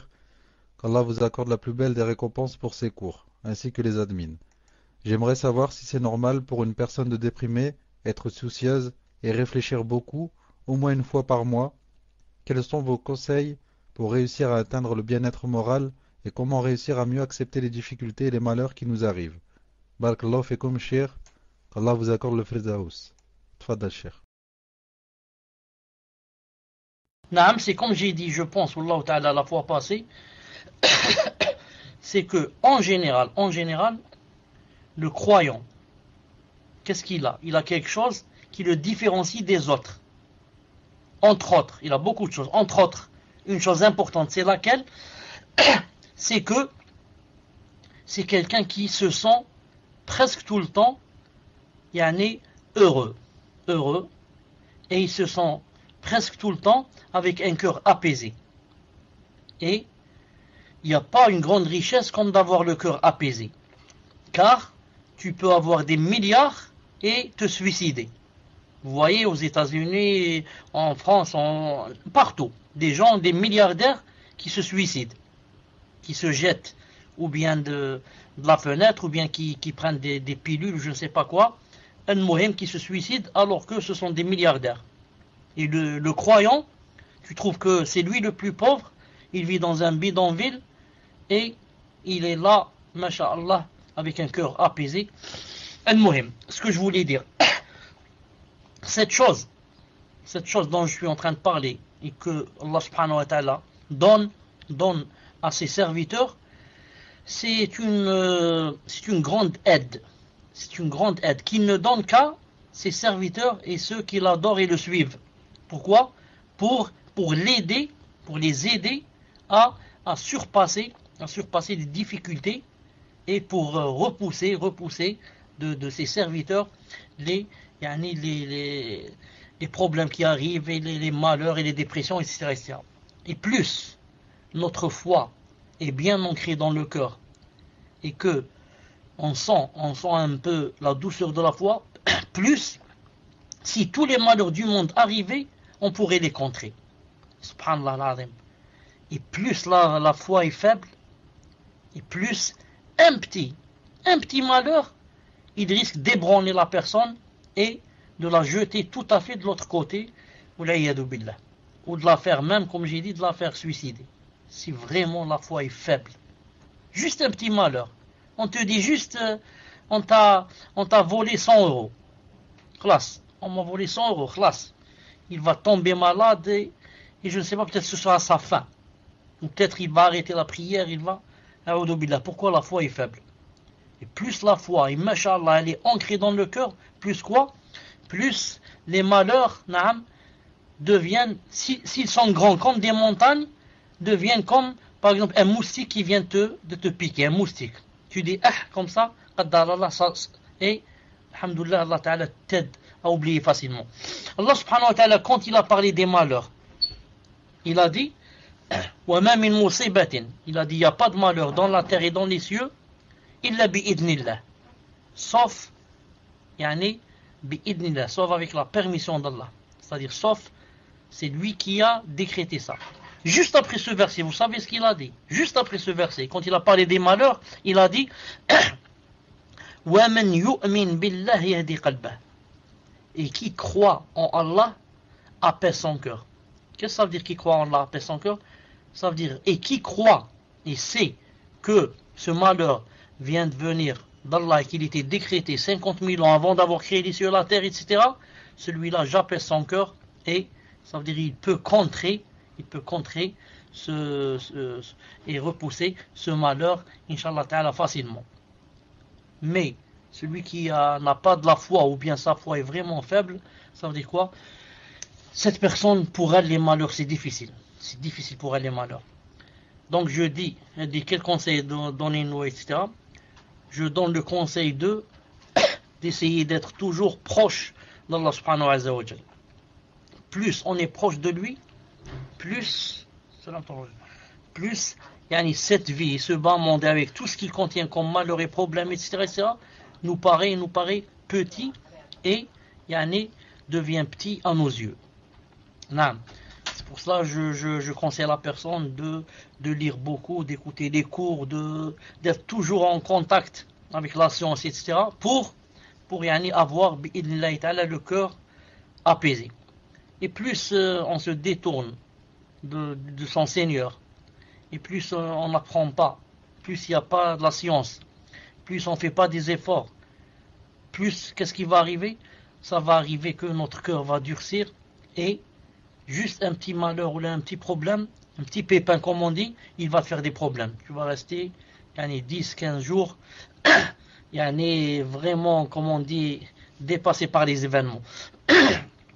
Et là, pour terminer, je voudrais dire à la sœur et à ceux qui m'entendent qu'il n'y a pas une personne de nous, malgré la foi qu'elle a, Masha'Allah, qui lui arrive pas que de temps en temps, elle est peinée, ou bien de temps en temps, elle stagne un peu. C'est-à-dire ce qu'on appelle les bas, le bas. De temps en temps, il y a un bas. Mais ce bas, dès qu'on sent qu'on est dans le bas, on fait des efforts pour remonter. On ne reste pas comme ça dans le gouffre. On dit, Qaddarallah, qu'est-ce que vous voulez que je fasse?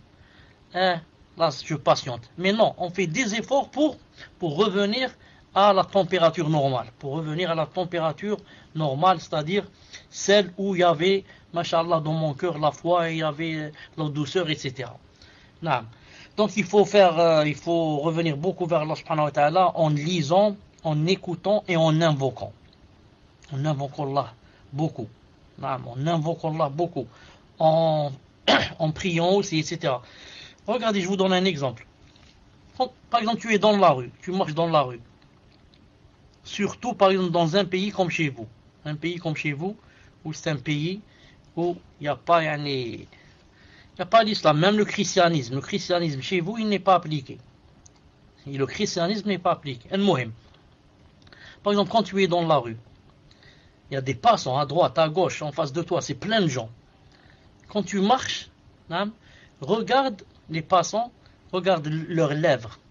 Est-ce que tu trouves une personne qui, par exemple, est en train de dire Subhanallah, Alhamdulillah, la ilaha illallah, Allahu Akbar, Subhanallah, Alhamdulillah, la ilaha illallah. C'est impossible, ça. Dans un pays c'est pas musulman. Dans un pays de musulmans, c'est rare. Il n'y a pas beaucoup. Qu'en est-il? Donc toi, en voyant des gens pareils, et que personne n'est en train d'invoquer Allah subhanahu wa ta'ala, dis-toi dans ton cœur, si maintenant moi je vais invoquer Allah subhanahu wa ta'ala, entouré de tous ces ignorants, ces pauvres, et peut-être ces athées aussi, qui ne connaissent rien de l'au-delà ni de leur Seigneur, donc c'est vraiment que Allah ta'ala m'aime, et c'est que vraiment j'ai un statut chez Allah subhanahu wa ta'ala. Ça, il n'y a personne dans la rue qui est en train d'invoquer.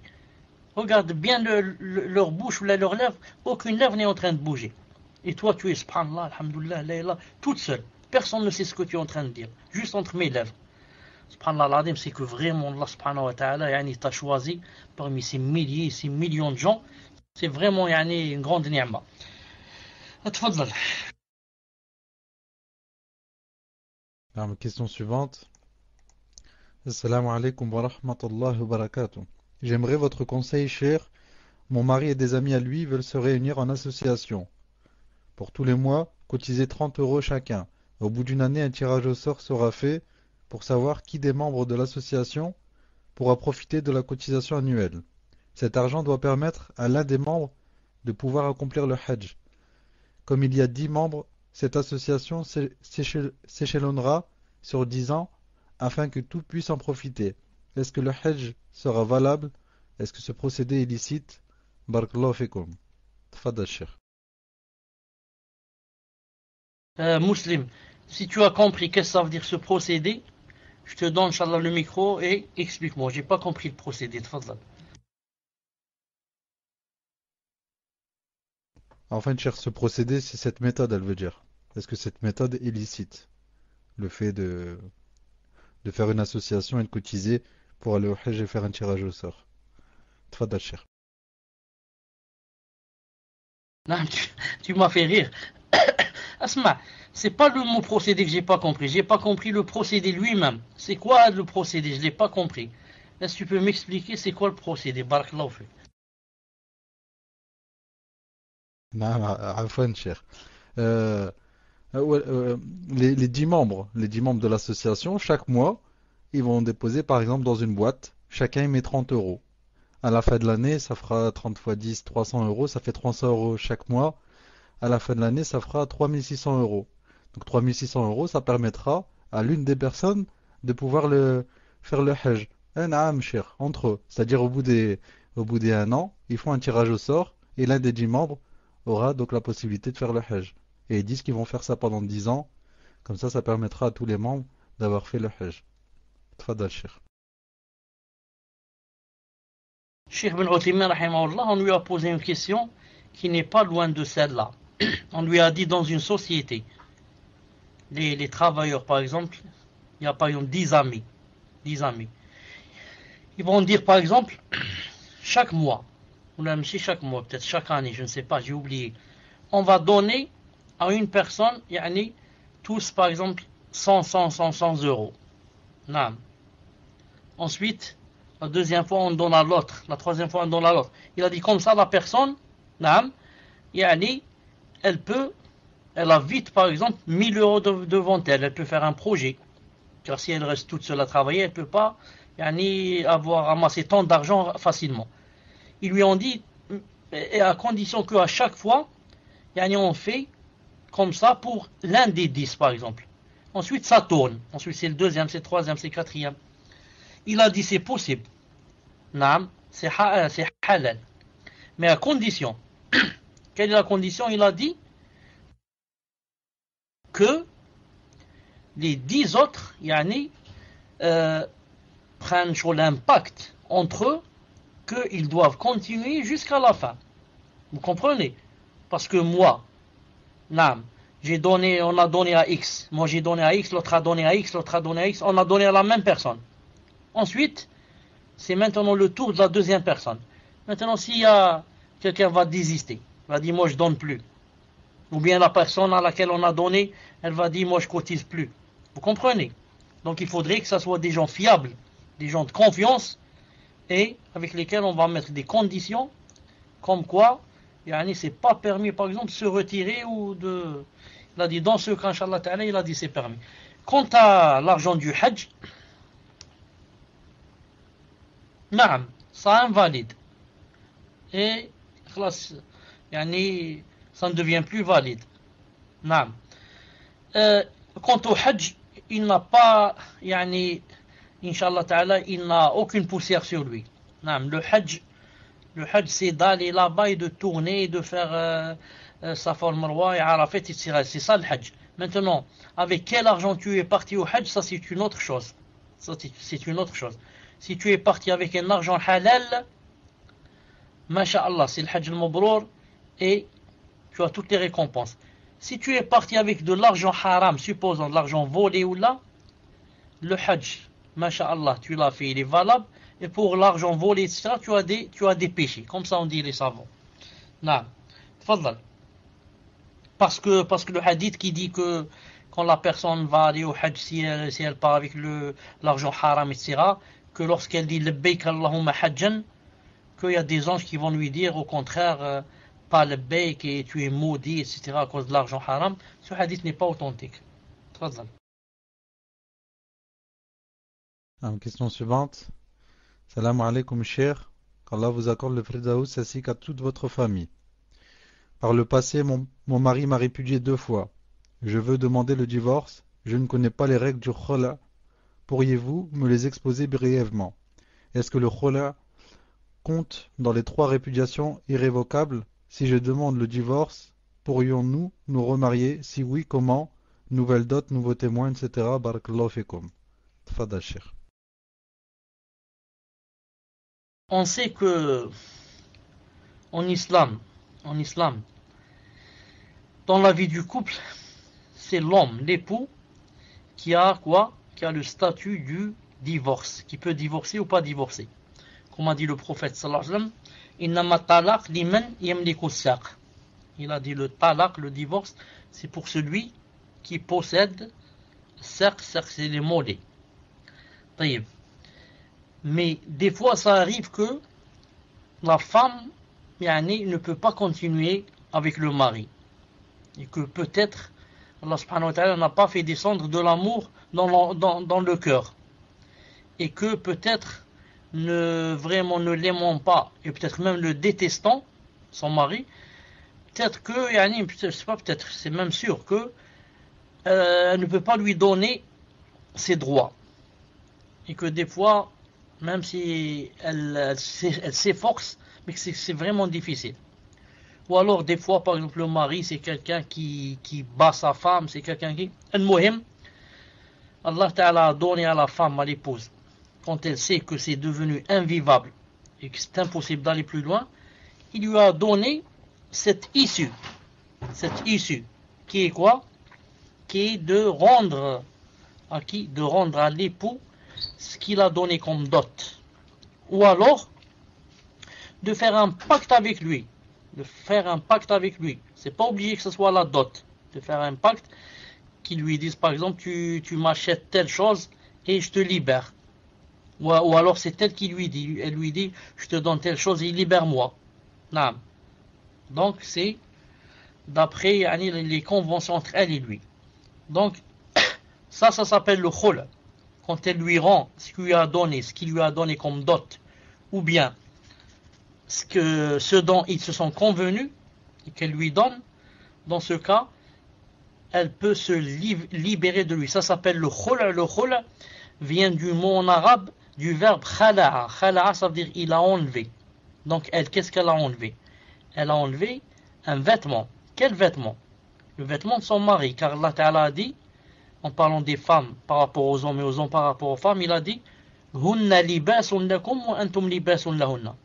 Il a dit, elles sont un vêtement pour vous et vous êtes un vêtement pour eux. Donc maintenant, c'est elle qui enlève le vêtement. Le vêtement, c'est-à-dire son mari. Elle veut enlever le vêtement et lui rendre ce qu'il a donné comme dot. C'est une issue que Allah subhanahu wa ta'ala a donnée aux femmes pour qu'elles ne restent pas à vivre comme ça, une vie qu'elles ne supportent pas. Une vie qu'elles ne supportent pas. Al-Muhim.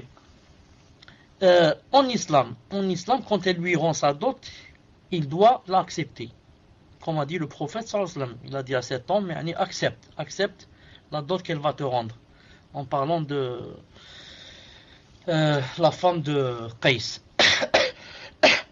Mais maintenant, c'est possible qu'une femme donne à son mari sa dot et qu'il n'accepte pas. Il dit j'accepte pas. C'est ça pour que vous compreniez la nécessité du tribunal musulman. Dans un tribunal musulman, elle dépose plainte, le juge l'appelle, il lui dit tu acceptes et il lui fait séparer sa femme de lui, même sans son consentement. Mais maintenant, quand c'est comme ça, comme dans un pays où il n'y a pas de tribunal islamique et que l'homme n'accepte pas, les savants ont divergé. Certains ont dit, même s'ils n'acceptent pas, c'est permis. Et d'autres ont dit non, il faudrait trouver la solution pour le forcer à ce qu'il accepte. Al-Muhim. Maintenant, s'il y a eu khula, elle lui a donné ce qu'il voulait et ils vont se séparer, sa période de viduité sera seulement une fois les menstrues, pas 3 fois les menstrues, une seule fois les menstrues. Et aussi, ça ne compte pas comme divorce. Ça compte comme annulation du mariage, pas divorce. Ça veut dire, s'il l'avait comme ici, il l'a répudié 2 fois. Et ensuite, elle va faire le khula. Après le khula, après 2 mois, après 3 mois par exemple, elle peut se remarier avec son mari qui l'a répudié déjà 2 fois. Pourquoi? Car le khula n'est pas un divorce, mais une annulation du mariage. Fasr, on dit en arabe, fasr.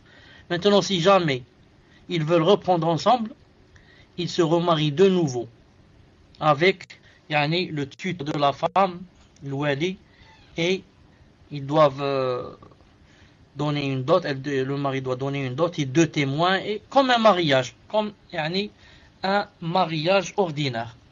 تفضل. Question suivante. Assalamu alaikum wa rahmatullahi wa barakatuh, Cheikh. Qu'Allah vous guérisse. Est-il permis de prêter de l'argent à un frère si nous savons qu'il va l'utiliser comme apport pour faire un prêt à intérêt, ar-riba? Barakallahu fikum, Cheikh, ainsi que les admins, qu'Allah vous élève en degré. Tfadal, Cheikh. Allah subhanahu wa ta'ala dit dans le Coran ولا تعاونوا على العدوان تعاونوا على البر والتقوى ولا تعاونوا على الإثم والعدوان. Allah ta'ala a interdit que nous nous entraidions dans la turpitude et ce qui transgresse les lois d'Allah subhanahu wa ta'ala. Donc maintenant, si je lui prêter mon argent pour qu'il va l'utiliser pour faire un prêt intérêt, c'est que j'agrée ce qu'il est en train de faire. Je suis d'accord. La preuve, je l'ai aidé pour qu'il fasse le haram. Donc on va partager les péchés. Et l'usure, il faudrait savoir que ce n'est pas quelque chose de facile. Faire l'usure, la riba, c'est pas quelque chose de facile. Donc, il faut que je dise à ce frère, Wallah, si c'était pas ce que tu as allé faire comme un prêt pour riba ou là, je t'aurais prêté. Je n'ai pas de mouchkila. Mais le problème, comment veux-tu que je t'aide pour que tu fasses un prêt de riba, ou bien je t'aide pour acheter de l'alcool, ou bien je t'aide pour acheter de la drogue, ou là, c'est pire que cela. Donc, il faut m'excuser si je ne peux pas te prêter. Tfadlal. Question suivante. Assalamu alaikum wa rahmatullahi wa barakatuh, Cheikh. Puisse Allah Azza wa Jal vous rajouter de la science et vous combler de ses bienfaits. Dans une mosquée tous les vendredis, un stand de livres est posé à la vente des fidèles. Sur ce stand, il y a des livres de Aïd al-Qarni et d'autres chouyours qui ne sont pas des savants, mais des mubtadi'a. Il y a aussi quelques savants connus. Ma question est, a-t-on le droit de vendre des livres de chouyours qui ne sont pas des savants, mais des gens connus pour leur égarement? Que disent les savants sur le fait de vendre des livres qui égarent les musulmans? Jazakumullah khayran, Cheikh, pour votre réponse. Qu'Allah Azza wa Jal vous préserve de tout mal. Aussi, cher, nous avons fait le livre La personnalité de la femme musulmane, qui est très instructif. Pourrions-nous, cher, faire le livre de la personnalité du musulman pour contrebalancer, car les frères aussi en auront besoin. Wallahu a'lam. Tfadal, cher. Je pense, Wallahu a'lam, que celui qui a fait cette proposition pour qu'on fasse le livre de la personnalité du musulman, je pense que c'est une sœur, Wallahu a'lam. Ah, n'est-ce pas, hein? C'est une sœur, sûrement. Hein? Elle voudrait donc maintenant... Voilà. Donc c'est bien. C'est bien qu'on fasse ce livre. Le livre, je ne l'ai pas. Je ne l'ai pas, je ne l'ai jamais vu. S'il y a ce livre, Inch'Allah Ta'ala, et que vous pouvez l'envoyer, tout que Allah subhanahu wa ta'ala. Al-Muhim. Quand on sait que cette personne ou telle personne, est connue par exemple pour un égarement, et ensuite on va vendre son livre, ça devient quoi? Ça devient vraiment quelque chose de blâmable. C'est pour cela que pour propager un livre, il faudrait que je sois sûr que ce livre, Allah subhanahu wa ta'ala l'agrée. Ce qu'il y a dans ce livre, Allah ta'ala l'agrée. Et que celui qui a écrit ce livre, Allah subhanahu wa ta'ala l'agrée. Donc il ne faut pas vendre n'importe quel livre. Ou bien vendre n'importe quelle cassette. Le Mohem, c'est quelqu'un qui part dans le dîn, c'est quelqu'un qui fait pleurer les gens, et c'est pas comme ça.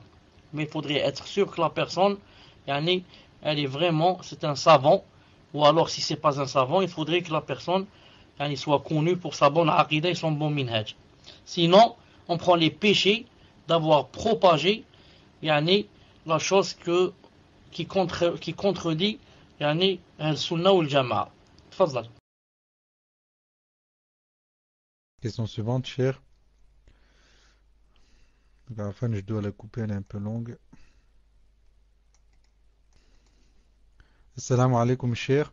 Je viens de divorcer de mon mari, j'avais demandé en dot l'un des piliers, le Hajj, mais nous n'avons pas eu le temps de l'accomplir et j'ai entendu dire, sans dalil, que ma dot n'étant pas palpable, mon mari n'est pas obligé de me la donner. Pouvez-vous me donner une réponse à cette question, cher?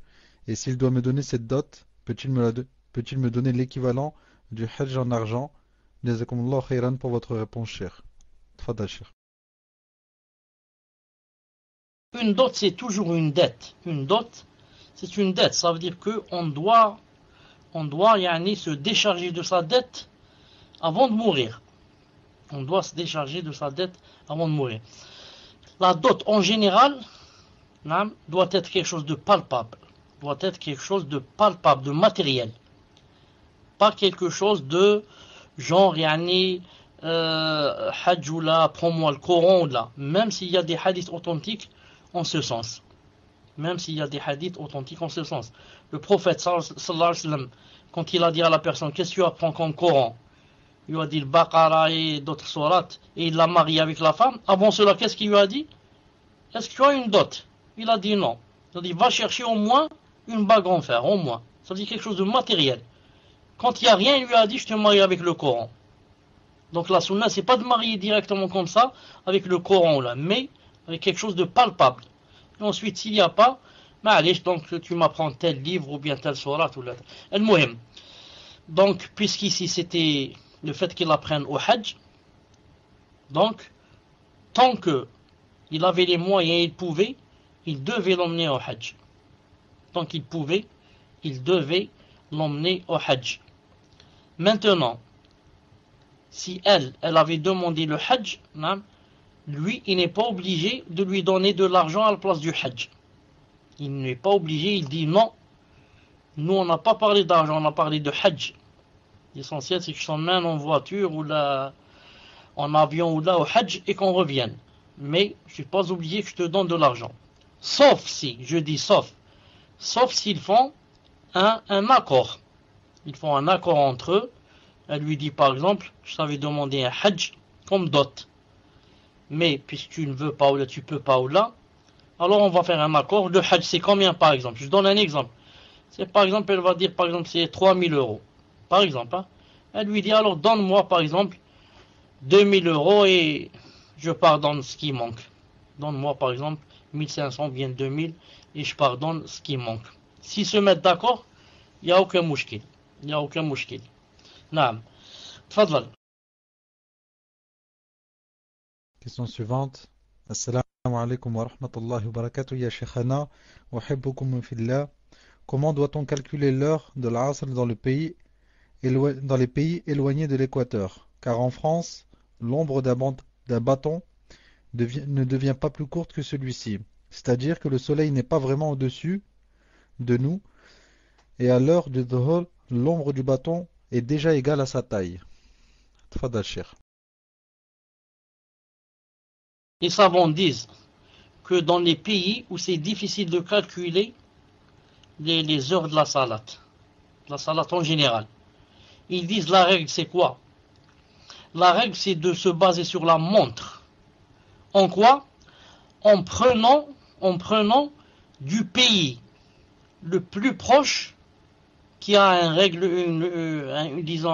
une réglementation d'horaire de salat, yani juste. Donc on voit nous par exemple dans quel pays je suis, et si c'est pas possible dans mon pays de prendre en se basant sur l'ombre, etc. Je vois quel est le pays le plus proche de moi qui a yani, vraiment les heures de salat yani, vraiment juste. Ensuite je calcule. Je dis lui, son dhuhr c'est à 13 heures et son asr c'est à 15 heures. Donc il y a 2 heures entre dhuhr et asr. Et je vois chez moi. Si dhuhr c'est à midi, je vais dire l'asr c'est à 2 heures. Parce qu'il y a 2 heures de différence. Si dhuhr chez moi est à 13 heures, je vais dire l'asr est à 15 heures. Et comme ça. C'est comme ça qu'il faut faire. Tfadlal. Question suivante. Tfadal, Cheikh. Maintenant, il y a certaines chaînes, je crois, Allah Ta'ala Alam, d'Arabie Saoudite, à la télé, certaines chaînes d'Arabie Saoudite, je pense. C'est sûr, d'Arabie Saoudite. Ils te donnent tous les pays du monde. Quelles sont les heures de la salat? Nam, dans quel pays où tu es? Il commence par ordre alphabétique. A, B, C, D, jusqu'à ce qu'ils donnent tous les pays du monde avec leur capitale. Tu dis Algérie, Alger. Et commence. Sobh, telle heure, Dhor, telle heure, Asr, Maghreb, Isha. Ensuite, il arrive à F, France, Paris. Sobh, Dhor, Asr, Maghreb, Isha. Et comme ça. Subhanallah al-Azim, c'est quelque chose au bas, en bas de l'écran. Quelque chose en bas qui défile. Et qui te donne tous les pays du monde. Et moi, quand je vois certains pays comme ça, j'essaye de savoir, c'est pas surtout quelle est l'heure de la salade. J'essaye de deviner quelle est sa capitale. Je vais dire, attends, c'est quelle capitale? C'est vraiment difficile pour certains pays de trouver leur capitale. Vraiment, vraiment difficile. Et ils te donnent en même temps les 5 prières, masha'Allah. Tellement c'est facile, Et c'est pas n'importe quel pays qui te donne là. C'est l'Arabie Saoudite, bi'idhnillahi ta'ala. Fadlal. Question suivante. Assalamu alaikum wa rahmatullahi wa barakatuh. Hayyakumullah. Que doit faire une personne que l'on a appelée pour travailler dans une école chrétienne? Il a travaillé 2 heures environ, puis il a su que c'était une école catholique. La personne a continué jusqu'à la demi-journée, puis elle a cessé de travailler. La personne n'a pas réagi dans l'immédiat, car l'information l'a surpris, et le temps de réfléchir et de prendre une décision et de quitter ce travail n'a pas été immédiat. Comment aurait dû réagir cette personne et quel est le statut de l'argent qu'elle a gagné? Jazakumullah khayran. Assalamu alaikum wa rahmatullahi wa barakatuh. Tfadal Cheikh. Je pense, Wallahu ta'ala alam, que si la personne a tardé un peu à réagir, que peut-être que quand elle a su la chose, peut-être qu'elle n'en croyait pas ses yeux, peut-être qu'elle n'en revenait pas, peut-être qu'elle ne savait pas comment agir, qu'est-ce qu'elle doit faire, est-ce qu'elle doit arrêter sur le champ, est-ce qu'elle doit dire j'ai quelque chose à faire, je reviens une seconde et elle part et elle ne revient plus, ou là qu'est-ce qu'elle fait? Allah subhanahu wa ta'ala. Al-Muhim, donc la personne a arrêté, alhamdoulilah, qu'elle ait arrêté. Ensuite, l'argent qu'elle a gagné, si on va la payer pour la demi-journée, elle le donne à des nécessiteux sans qu'elle dise d'où est venu l'argent. Elle le donne à des nécessiteux sans qu'elle dise d'où est venu cet argent. Ensuite, il y a autre chose ici dans cette question. Elle n'a pas réagi dans l'immédiat et le temps de réfléchir pour une décision.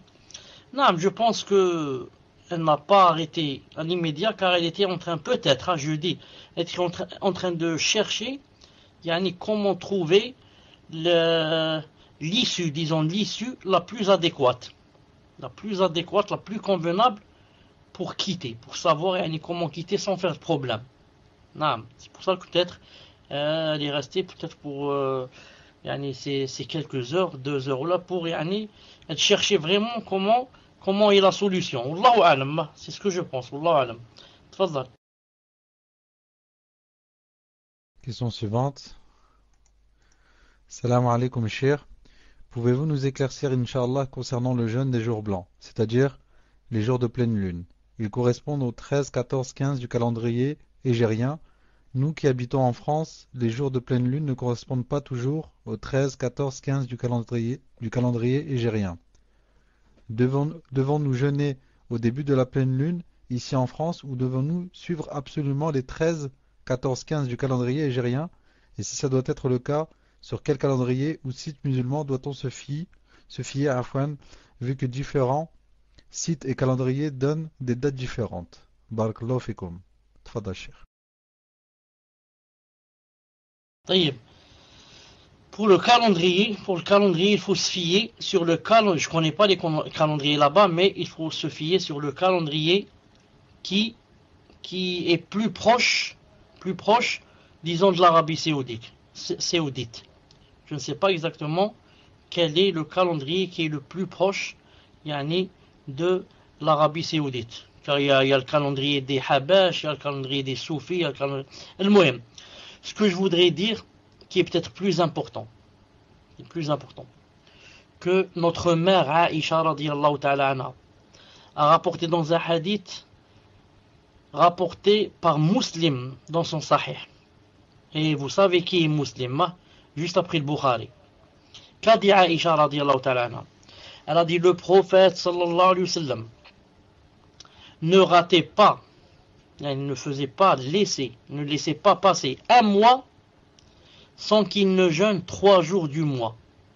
Elle a dit comme ça, que ça soit au début, au milieu ou à la fin, la yubali. Elle a dit la yubali, comme ça, la yubali ça veut dire sans qu'il en donne de l'importance. Comme ça elle a dit. La sunna c'est de jeûner 3 jours au milieu. Mais si c'est pas au milieu, c'est de la sunna aussi de jeûner les premiers la première semaine, ou bien la dernière semaine, ou bien au milieu. Tout ce qu'on fait, Inch'Allah Ta'ala, quand tu jeûnes 3 jours pendant le mois, tu as fait la sunna du prophète sallallahu alayhi wa sallam. Pourquoi pendant les 3 jours de la lune c'est mieux? Pourquoi c'est mieux? C'est tout. Ça ne veut pas dire que les autres ne sont pas bien. C'est mieux parce que ils disent que l'être humain, son corps, il a une relation étroite avec la lune. Et quand il y a plein de lune, il y a des choses en la personne, en l'être humain, qui commencent à bouger, et qui le poussent. Disons, il y a son sang qui commence à couler vite dans les veines, et qui commence à ces tentations qui commencent à grandir et s'éveiller et grandir. Donc il serait sujet à quoi? À désobéir à Allah subhanahu wa ta'ala et à faire des choses de haram. Donc le prophète lui a montré comment parer à cette chose-là en jeûnant. Car lorsqu'on jeûne, qu'est-ce qui se passe? On devient faible, on faiblit. Le sang ne court pas vite dans les veines, etc. On est faible, on est jaune, etc. On ne pense pas aux shahawat et aux tentations. Sinon, c'est comme j'ai dit. Aïcha a dit, radiyallahu ta'ala, le prophète jeûnait de chaque mois 3 jours. Au début, au milieu, à la fin, il ne donnait pas d'importance. Et elle a dit, la yubali, que ce soit au début, au milieu, à la fin. Donc toi, je te rassure, Inch'Allah ta'ala, que tu prennes 13, 14, 15 de celui-là ou de l'autre, ou le muhim, c'est que tu jeûnes 3 jours de chaque mois si tu peux. Même si c'est un jour la première semaine, un jour, par exemple, c'est le 16e, le 17e jour, ou là, le 20e, et un jour, par exemple, le 29e jour, ou là, le 28e jour. Le muhim, tu as jeûné 3 jours pendant ce mois, alhamdoulilah. Maintenant, si ça tombe au milieu, 13, 14, 15, ce serait mieux, c'est tout. Voilà, Inch'Allah Ta'ala, ce que j'ai à dire pour aujourd'hui. Donc, on va se rencontrer, Inch'Allah Ta'ala, samedi, bi'idhnillahi Ta'ala. Barakallahu fikum, jazakumullahu khayran. Puisse Allah subhanahu wa ta'ala nous aider, nous guider davantage et nous donner la sincérité et nous aider jusqu'à qu'il fasse de nous des pieux jusqu'à ce qu'on le rencontre, jusqu'à ce qu'on nous mette dans nos tombes. Et toute personne qui aime Allah subhanahu wa ta'ala et qui est sincère avec lui et qui voudrait arriver chez lui, agréé par lui, Allah ta'ala, non seulement il l'aide, mais il lui ouvre toutes ses portes et c'est lui qui va vers elle, c'est lui qui va vers la personne comme dans le hadith authentique. Donc, c'est seulement une question chez nous, c'est pas chez Allah, c'est chez nous. Est-ce qu'on est sincère? Est-ce qu'on veut? On ne veut pas. C'est pour ça que toute personne qui rebrousse chemin, ou toute personne qui va de l'autre côté, ou toute personne qui jette son djilbab et qui va danser, toute personne, c'est une personne qui vraiment n'était pas sincère dans ce qu'elle voulait. Elle faisait ça juste par mode, ou bien par imitation aveugle, ou bien c'est tout. Mais dans son cœur, quand elle était seule à se parler, elle ne voulait pas vraiment ce qu'Allah Ta'ala, et elle ne voulait pas vraiment arriver vers lui et son paradis. Sinon, c'est comme j'ai dit, toute personne qui est sincère, qui fait juste quelques efforts sincères envers Allah, Allah l'aide, le guide, et le seconde et lui ouvre ses portes, et lui facilite son arrivée bi'idhnillah. Subhanak Allahumma bihamdik, ashhadu an la ilaha illa ant, astaghfiruka wa atubu ilayk. Et la personne qui m'avait dit qu'elle m'aimait en Allah, puisse Allah subhanahu wa ta'ala l'aimer en lui comme elle m'a aimé en lui. Assalamu alaikum wa rahmatullahi wa barakatuh.